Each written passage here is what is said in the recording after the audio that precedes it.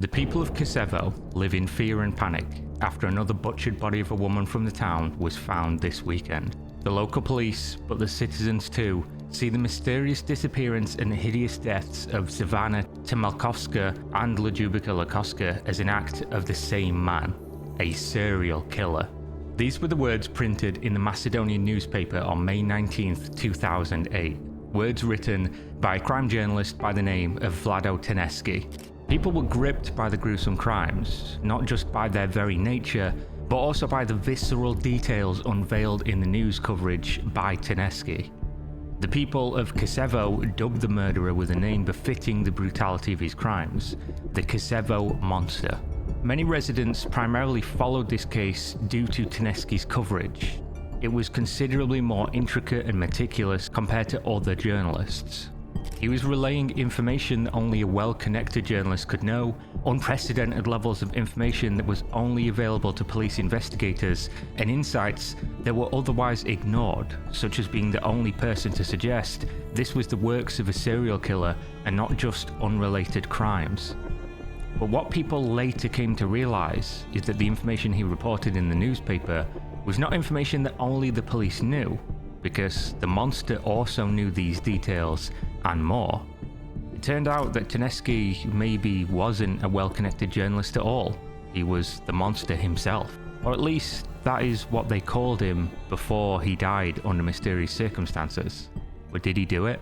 Or was he involved in a conspiracy of epic proportions? This is the Kosovo Monster.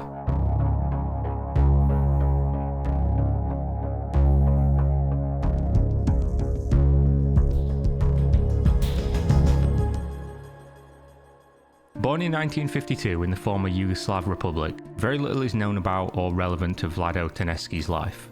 He grew up in a strict household with conservative parents and had a reportedly strained relationship with his mother, who was a cleaner by profession, and his father, who fought in the Second World War.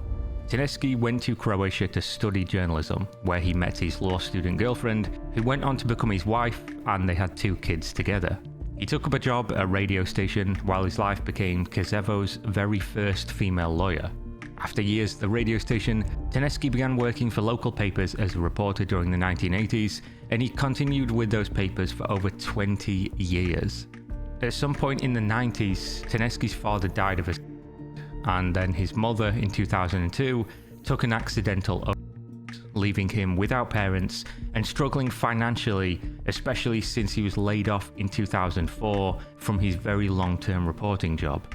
By this point, Teneski was a mid-50s married man whose whole family commanded respect in the community. He was an award-winning journalist who was now writing freelance stories about local crimes.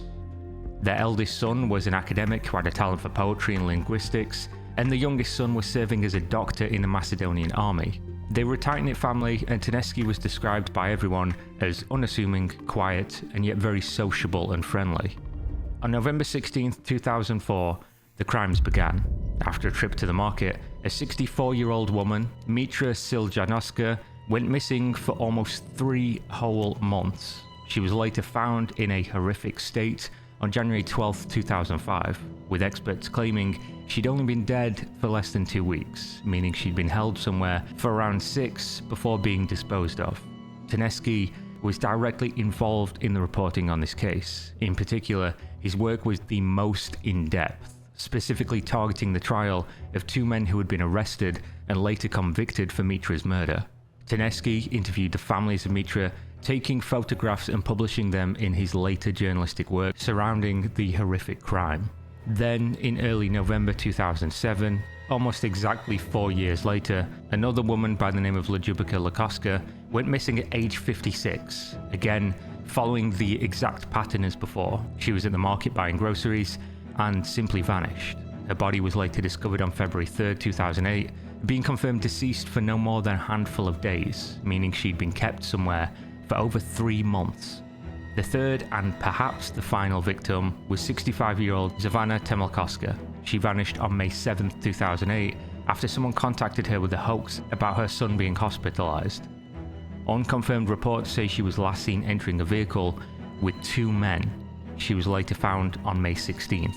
After each of these women were found, and with frequent reports in between, Tedeschi wrote incredibly in-depth articles with details that maybe not even the police knew, connecting each murder to the same killer and claiming that this is the work of one monster. As with many serial killer cases, the victims had suffered an almost identical fate, while also sharing many similarities in how they had been selected. All 3 women were brutally beaten and then strangled. Interestingly, the police had many theories about the killer. For instance, they knew each crime was carefully planned by someone who was intelligent, but also that they wanted people to know it was happening. For example, the bodies of the victims were found in places that would lead to discovery whether in days, weeks or months, leading the police to believe the killer wanted them to be found. They wanted people to know. During the investigation, police were reading Tedeschi's reports just as much as the public was, for it seemed he had details they did not, and especially had access to details that were not public, such as which type of materials were used when binding the victims. This, as well as profiling and DNA evidence, led them to bring Tedeschi in for questioning, during which he refused to answer anything, only saying, "I do not know," or "I do not remember." During this time, Tedeschi told no one of the police's suspicions, instead continuing his work as if nothing had happened at all. On June 20th, 2008, just over a month after the last confirmed victim had been discovered, police matched his DNA left at 2 crime scenes, Forlakoska and Temelkoska. Having this match to Tedeschi, they raided his cottage in search of physical evidence and charged him with 2 counts of murder. During that search, they discovered what they described as violent pornography, as well as ropes and cords that just so happened to match those used during each murder. Now, as you'll notice, I said they charged him with 2 murders. That's due to the fact that the first murder of Mitra was already closed with the 2 men who'd gone to prison in 2005, but now the police were preparing to charge Tedeschi with that one as well, due to the physical DNA evidence at that crime scene also matching Tedeschi's samples with 100% accuracy. Also, a 4th woman during this time had gone missing on May 30th, just days after the 3rd had been discovered. A woman by the name of Gorika Pavleska, who just so happened to match the exact profile of the 3 previous victims. And you're going to ask, what was that profile? Well, all 4 victims, the 3 confirmed and the 1 unconfirmed, were elderly women who worked as cleaners. Why is this an important detail? Well, if you remember back to the beginning of this video, I described Tedeschi's home life as a child. His mother's occupation was as a cleaner. A coincidence? Clearly, even if not Tedeschi committing these crimes, someone was picking these women based on their age and profession. According to some reports, every single one of the victims also knew Tedeschi's mother before she died of that accidental overdose in 2002, just 2 years before these murders began. But this is where things get really strange. You see, after his arrest, Tedeschi was taken into custody and processed into a 30-day imprisonment after being seen by a judge. The reports at this time were all consistent. Tedeschi acted entirely normal. He ate all his meals, he spoke to his cellmates, he did not seem depressed in any way. But at 1:30 AM on June 23rd, just 3 days after entering the jail, he was found dead. The police claimed but this is a claim that many to this day refuse to believe. Tedeschi was found with his head in a small bucket of water, apparently managing to do that to himself without his 3 cellmates noticing at all.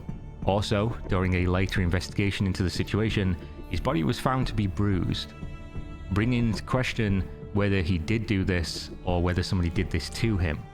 Interestingly, they also found multiple notes in his possession when searching him in the prison, one hidden under his pillow, in which he claims to have been innocent and that he did not do the things people said he did, which some of course say is a side note, and others claim was planted to make it seem as such. Experts claim the writing was definitely his, though people had already begun to question the experts in this case for many reasons. For instance, in the case Tedeschi originally reported on, involving 2 men convicted for the first murder, those men had signed a confession for the murder of another man, but claimed they had nothing to do with Mitra even in their final days before they were sentenced. The court, however, convicted them of both crimes with no evidence of the second. There are also claims that the men were beaten and coerced during the criminal process. So in that case, The Macedonian criminal system had circumvented the fairness of a legal system, and in the case of Tedeschi, no evidence had actually been presented formally in a court in order to deem him guilty or innocent either way. Instead, he died in a jail cell under mysterious circumstances while being branded publicly as a monster without any formal conviction. This led to the people around Tedeschi to question everything about their life and knowledge of this man. The people who worked with him for years, investigative journalists who spoke to hundreds of people involved in his life, in his work, his investigations and more, are all unable to come to any conclusion as to whether he did commit these crimes or not. This of course led to conspiracy theories that his DNA evidence was planted by powerful people who his wife claims had threatened him many times due to his journalistic work in the past. In reality, no one knows except for the victims who can never speak, and perhaps Tedeschi, who someone made sure would not make it to court, either to punish him or to silence him, but whichever one it was, we will likely never know. What makes this story fascinating is that everything, including the alleged physical evidence and the choosing of victims due to their profession and connection to his mother, does in fact point to Tedeschi, but due to evidence suppression in previous cases, lack of presented evidence in a court, and no further investigation, it's likely no one will ever actually know whether the monster died, or in this case, got away with the barbaric crimes. On the one hand, this is not the only time a journalist has created the crimes they've written about, committing acts of violence in the evening and writing about them in the morning. On the other, it's hard to trust in a system that has been proven in those same years to fabricate evidence or to suppress information in order to pin crimes on anyone in order to make things go away quietly.